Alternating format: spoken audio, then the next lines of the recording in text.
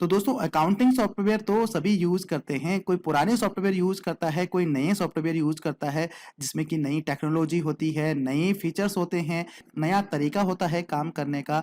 लेकिन accounting software में जो सबसे ज़्यादा प्रॉब्लम आता है वो आता है टैक्सेशन में, यानी कि जीएसटी में।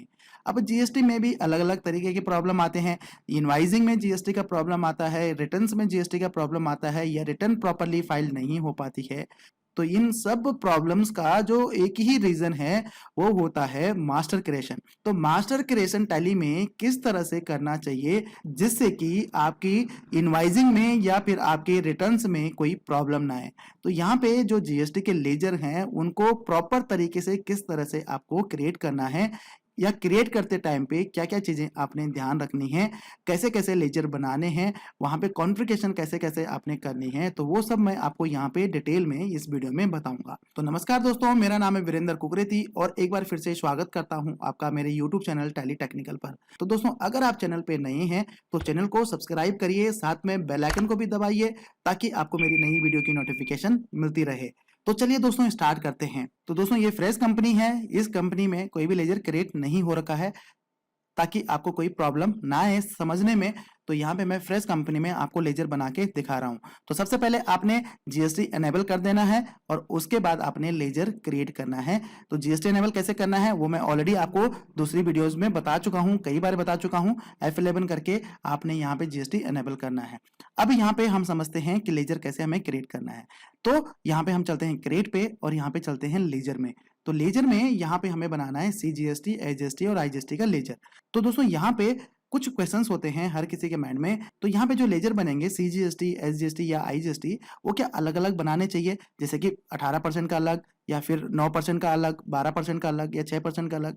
तो दोस्तों यहाँ पे मैं आपको सजेस्ट करूंगा कि आपको अलग अलग लेजर नहीं बनाने चाहिए। उसका रीजन ये है क्योंकि जब आप सेल्स करेंगे या परचेज करेंगे दोनों में आप एक ही तरह के मतलब एक ही लेजर को टैग करेंगे। जैसे आपने सीजीएसटी का लेजर बनाया तो उसको आप सेल्स में भी टैग करेंगे और परचेज में भी टैग करेंगे। कि जो टैली का एल्गोरिदम है या जो टैली का फंक्शन है वो इस तरह से काम करता है कि ऑटोमेटिकली एब्जॉर्ब करता है कि परचेज में अगर आपने लिया है तो ऑटोमेटिकली उसको इनपुट में लेके जाता है, और अगर आपने उसको सेल्स में टैग किया है तो ऑटोमेटिकली उसको वो आउटपुट में लेके जाएगा। तो अलग अलग लेजर बनाने की जरूरत नहीं है। अब बहुत सारे लोग कहते हैं कि सर हमें देखना होता है कि हमारी 5% की सेल कितनी है, 18% की कितनी है, 12% की कितनी है। तो दोस्तों उसका भी मैं आपको तरीका बताऊंगा। अगर आपके मल्टीपल जीएसटी रेट हैं, मल्टीपल जीएसटी रेट की आइटम्स का आप इनवाइस बनाते हैं या बिलिंग करते हैं, तो जब आप जीएसटीआर 1 में जाएंगे वहां पे आपको अलग अलग ये सारी चीजें वाइफिकेशन करके मिलती हैं कि आपका 12% का सेल कितना है, 18% का कितना है, या 6% का कितना है, या 28% का कितना है। तो सारी चीजें उसकी एसेसेबल वैल्यू, उसकी GST amount, CGST, SGST, IGST, वो सब आपको अलग अलग वहां पे वाइफिकेट करके मिलता है। तो यहाँ पे आपने सिंगल लेजर ही बनाना है परचेज के लिए और सेल्स के लिए, ठीक है। तो यहाँ पे हम बनाते हैं सीजीएसटी।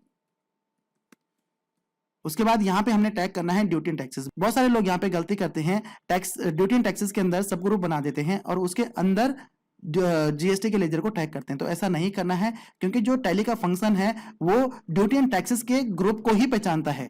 तो हालांकि आपको बहुत बारी दिक्कत नहीं आती है, लेकिन अधिकतर दिक्कत आती है जब आप ड्यूटी एंड टैक्सेस के अंदर अलग सब ग्रुप बना देते हैं, मतलब उसके अंदर सब ग्रुप बना देते हैं। तो यहाँ पे आपने सब ग्रुप नहीं बनाना है, ड्यूटी एंड टैक्सेस जो डिफॉल्ट ग्रुप है उसके अंदर ही टैग करना है। उसके बाद आपने यहाँ पे जीएसटी ले लेना है और उसके बाद यहाँ पे सीजीएसटी का लेजर है तो सेंट्रल टैक्स ले लेना है।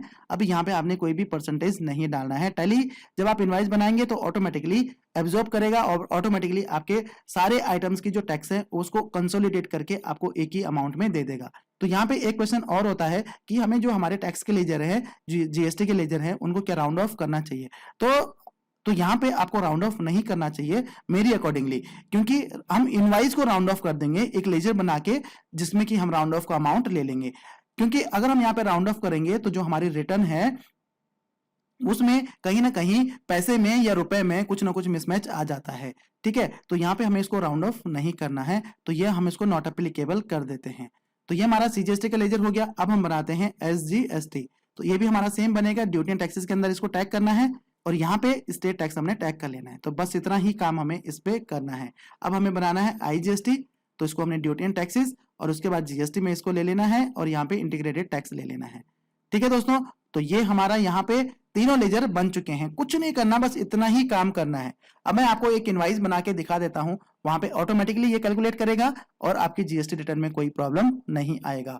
तो आपने जो आपका सेल्स का लेजर है या आपके पार्टी का लेजर है, स्टॉक आइटम का लेजर है, वो कैसे क्रिएट करना है, अगर ये नहीं आता है तो टैली प्राइम का फुल कोर्स मैंने अपने चैनल पे अपलोड किया हुआ है, उसको देख लीजिएगा।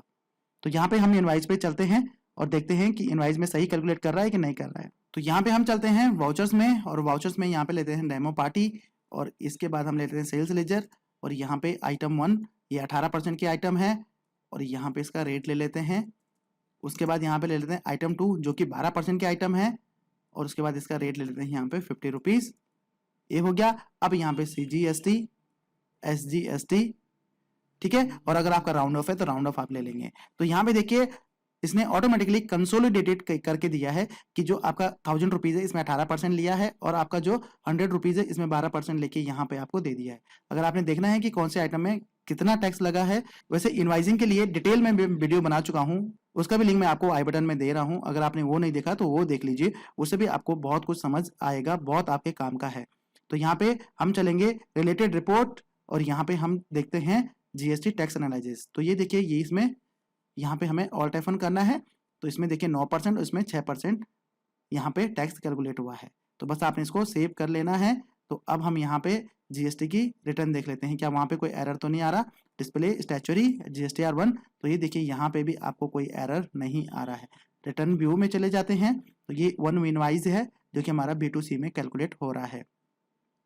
अब बहुत सारे लोग कहते हैं कि हमें अलग अलग देखना है कि हमारे 12% की सेल कितनी है, 18% की। तो आप क्या करिए, यहाँ पे नेचुरल व्यू में जाइए और यहाँ पे ऑल F1 प्रेस कर दीजिए। तो ये देखिए मैंने कोई अलग अलग लेजर नहीं बनाया, लेकिन मेरे को यहाँ पे दिखा रहा है 12% की टोटल सेल कितनी है, उसका जीएसटी कितना है, और 18% का कितना है और उसका जीएसटी कितना है। तो इस तरह से आपने अपने जीएसटी के लेजर बनाने हैं, CGST, SGST या IGST के लेजर बनाने हैं। ज़्यादा आपने कुछ भी नहीं करना है। तो दोस्तों अगर आप आगे भी इसी तरह की वीडियोस देखना पसंद करते हैं तो चैनल को सब्सक्राइब करिए और बेल आइकन को क्लिक कर दीजिए। तो उम्मीद करता हूं कि ये इन्फॉर्मेशन आपके बहुत काम की होगी, आपको बहुत हेल्प करेगी। तो धन्यवाद दोस्तों इस वीडियो को देखने के लिए। मिलते हैं अगली वीडियो में, तब तक के लिए हंसते रहिए, मुस्कुराते रहिए, साथ में मेरी वीडियोज भी देखते रहिए। जय हिंद, जय भारत।